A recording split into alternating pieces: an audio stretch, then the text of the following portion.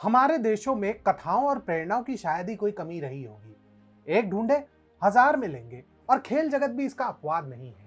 विगत एक दशक में कई खिलाड़ियों की उपलब्धियों को सिल्वर स्क्रीन के माध्यम से लेकर पुस्तकों में जीवंत किया गया है, चाहे वो महेंद्र सिंह धोनी हो, मिल्खा सिंह हो या फिर फोगाट परिवार ही क्यों ना हो। परंतु फिर भी कई लोग हैं जिनको लगता है कि ये सब पर्याप्त नहीं है, क्योंकि हमारे बायोपिक्स में महिलाओं का प्रतिनिधित्व नगण्य है। अब ये एक ऐसा विषय है जिस पे बोलो तो समस्या, ना बोलो तो भी समस्या। ऐसा भी नहीं है कि महिला खिलाड़ियों का चित्रण हुआ ही नहीं है। एमसी मैरी कॉम हो, मिताली राज हो, कई महिला खिलाड़ियों को सिल्वर स्क्रीन पर उचित प्रतिनिधित्व मिला भी है। यहां तक कि जो खिलाड़ी बायोपिक तक के योग्य नहीं थे, उन्हें भी अपनी फिल्में मिल चुकी हैं।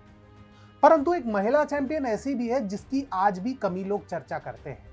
इन्होंने एक नहीं, लगातार 2 बार विश्व चैंपियनशिप में स्वर्ण पदक अर्जित किया, जो कोई क्रिकेटर तो छोड़िए, कोई भी भारतीय एथलीट आज तक नहीं दोहरा पाया। आज हम बात करेंगे कर्णम मल्लेश्वरी की, जो आज भी उस सम्मान से वंचित है जो उन्हें मिलना चाहिए था। इस अद्भुत चैंपियन की कथा प्रारंभ होती है आंध्र प्रदेश के मध्य में स्थित वूसवानीपेट नामक छोटे गांव से। कर्णम 5 बहनों वाले परिवार में मझली संतान थी, परंतु अन्य परिवारों की तुलना में यहाँ बेटियों के साथ किसी प्रकार का भेदभाव नहीं होता था। कर्णम के माता पिता ने यह सुनिश्चित किया कि उनकी सभी बेटियों को अपने सपनों को साकार करने का समान अवसर मिले। उनके पालन पोषण का ही परिणाम था कि कर्णम को आगे चल भारोत्तोलन में प्रवेश करने की प्रेरणा मिली। 12 वर्ष की छोटी सी आयु में कर्णम ने अपने कोच नीलम शेट्टी अपन्ना के मार्गदर्शन में एक साधारण फूस की झोपड़ी में अपने भारोत्तोलन की यात्रा प्रारंभ की। पहली दृष्टि में वह सामान्य भारोत्तोलक नहीं लगती थी, जिसके कारण कोच अपन्ना इन्हें भर्ती करने को इच्छुक नहीं थे। परंतु कर्णम के दृढ़ संकल्प और समर्पण ने जल्द ही सभी पूर्वाग्रहों को धता बताते हुए अपनी एक विशिष्ट पहचान बनाई। जैसे जैसे उनकी प्रतिभा निखरती गई, कर्णम ने फिर दिल्ली का रुख किया, जहां भारतीय खेल प्राधिकरण ने उनकी क्षमता को पहचाना और उन्हें एक उभरते चैंपियन के रूप में स्वीकार किया। वहां से कर्णम ने कभी पीछे मुड़कर नहीं देखा। 1993 में मात्र 18 वर्ष की आयु में कर्णम मल्लेश्वरी ने सभी को आश्चर्यचकित करते हुए प्रतिष्ठित विश्व भारोत्तोलन चैंपियनशिप में पोडियम फिनिश प्राप्त किया। परंतु यह तो केवल प्रारंभ था, क्योंकि 1994 में इस्तांबुल में विश्व चैंपियनशिप में रजत पदक के साथ उनकी विजय यात्रा जारी रही, जो बाद में स्वर्ण पदक में भी बदली। जिस देश में क्वार्टर फाइनल तक पहुंचना या ओलंपिक के फाइनल स्पर्धा में पहुंचना भी उपलब्धि मानी जाती थी, वहां कर्णम मल्लेश्वरी ने यह सिद्ध किया कि विजय का स्वाद क्यों अनोखा होता है। वर्ष 1995 कर्णम के करियर का पीक समान था। उन्होंने न केवल 54 किलोग्राम वर्ग में कोरिया में एशियाई भारोत्तोलन चैंपियनशिप में विजय प्राप्त की, अपितु विश्व चैंपियनशिप में 113 किलोग्राम का रिकॉर्ड तोड़ स्नैच वजन उठाते हुए लगातार दूसरी बार विश्व चैंपियन होने का गौरव प्राप्त किया। कर्णम ने 29 अंतरराष्ट्रीय पदकों का एक प्रभावशाली संग्रह एकत्रित किया, जिसमें 11 स्वर्ण पदक शामिल थे, जो उनके अटूट समर्पण, अथक भावना और निर्विवाद प्रतिभा का प्रमाण है।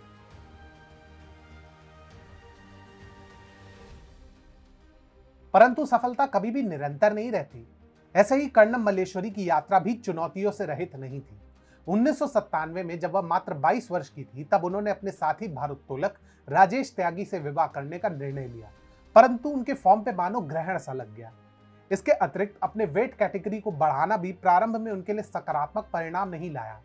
इसी अवधि के दौरान भारत में भारोत्तोलन डोपिंग घोटालों के कारण अपनी धूमिल प्रतिष्ठा को हटाने के लिए संघर्षरत था।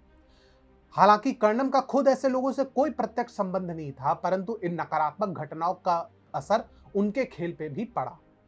प्रतिकूल परिस्थितियों के बावजूद कर्णम मल्लेश्वरी ने उत्कृष्टता के साथ प्रयास जारी रखा। 1998 में वह अपने उन्नत भार वर्ग में प्रतिस्पर्धा करते हुए एशियाई खेलों में रजत पदक प्राप्त करने में सफल रही, परंतु इस उपलब्धि ने उनके उत्साह को बढ़ाने में कोई मदद नहीं की। परिस्थितियों का बोझ और डोपिंग विवादों का असर उनके करियर पर पड़ता रहा।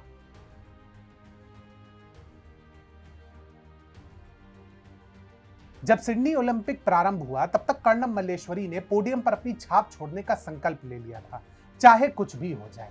महिलाओं के 69 किलोग्राम वर्ग में प्रतिस्पर्धा करते हुए उन्हें दुर्जय विरोधियों का सामना करना पड़ा, जैसे 1999 विश्व चैंपियनशिप की रजत पदक विजेता बुल्गारिया की मिलेना टेंडरफिलोवा, चीन की जूनियर विश्व चैंपियन लेन वेनिंग और हंगरी से 1999 विश्व चैंपियनशिप की कांस्य पदक विजेता एलिजाबेथ मार्कस। स्नैच श्रेणी में कर्णम ने अपनी कौशल प्रदर्शित करते हुए सभी वेट आसानी से उठाए और 110 किलोग्राम का सर्वश्रेष्ठ स्कोर हासिल किया। इस प्रदर्शन ने उन्हें कुल मिलाकर दूसरा स्थान दिलवाया। जैसे जैसे प्रतियोगिता क्लीन एंड जर्क श्रेणी में पहुंची, कर्णम का प्रदर्शन और भी उत्कृष्ट होता गया। उन्होंने 130 किलोग्राम का वजन तक उठाया, जिससे उनका पोडियम पे स्थान सुनिश्चित हो गया। उनका संकल्प अटल था, क्योंकि उन्होंने 137.5 किलोग्राम का वजन उठाने का भी प्रयास किया, परंतु इस साहसिक प्रयास के बावजूद वह इस प्रयास में निष्फल रही। अगर कर्णम मल्लेश्वरी उस अतिरिक्त वजन को उठाने में सफल हो जाती तो वे कुल 247.5 किलोग्राम का वजन उठाती, जो चीन की तत्कालीन स्वर्ण पदक विजेता लिन वेनिंग को 5 किलोग्राम से पीछे छोड़ देती। इससे न केवल इतिहास रचा जाता, अपितु कर्णम मल्लेश्वरी किसी भी खेल वर्ग में व्यक्तिगत ओलंपिक स्वर्ण पदक प्राप्त करने वाली पहली भारतीय खिलाड़ी और पहली भारतीय महिला बन जाती। परंतु फिर भी उनका कांस्य पदक किसी भी स्थिति में ऐतिहासिक से कम नहीं था। किसी भी भारतीय महिला को इस उपलब्धि के बराबर पहुंचने में 12 वर्ष लग गए और किसी भी श्रेणी में इस उपलब्धि के आगे जाने में किसी भारतीय महिला को अतिरिक्त 4 वर्ष लग गए। कर्णम मल्लेश्वरी की उल्लेखनीय उपलब्धियों को पीछे छोड़ने में सैखों मीराबाई चानू जैसे भारोत्तोलक को भी लगभग 2 दशक लगे। महिलाओं के 48 किलोग्राम वर्ग में मीराबाई चानू ने भारोत्तोलन में इस विरासत को जारी रखते हुए टोक्यो ओलंपिक में रजत पदक जीता। अपने अविश्वसनीय कारनामों के बावजूद ये अफसोस की बात है कि 2 बार की विश्व चैंपियन कर्णम मल्लेश्वरी को अभी तक वह मान्यता और स्वीकार्यता नहीं मिली है जिसकी वह वास्तव में अधिकारी है।